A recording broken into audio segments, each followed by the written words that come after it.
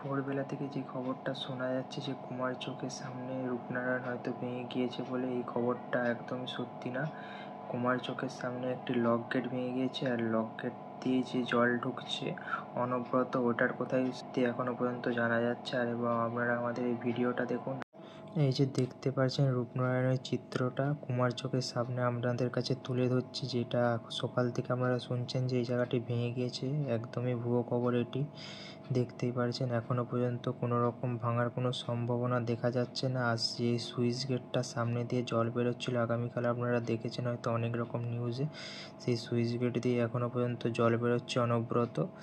আর এখানে স্থানীয়দের থেকে জানা যাচ্ছে যে এই পরিমাণ জল বেরোলে কোনো রকম প্লাবিত হওয়ার কোনো সম্ভাবনা দেখা যাচ্ছে না। তাই আপনাদের দিকে বলছি যে নদীর জল যেহেতু বাড়া রয়েছে, আপনারা সাবধান এবং সতর্কে থাকবেন। এবং জল যদি কোনো রকম বন্যা হওয়ার কোনো সম্ভাবনা এবং বাঁধ যদি ভেঙে যেয়ে থাকে, আমাদের এই পেজের মাধ্যমে জানানো হবে। তাই আপনাদের দিকে বলছি যে আমাদের এই পেজটা ফলো করে রাখুন। যদি কোনো রকম সম্ভাবনা দেখা যায় ভেঙে যাওয়ার, আপনারা আমাদের এই পেজ থেকে সরাসরি দেখতে পাবেন।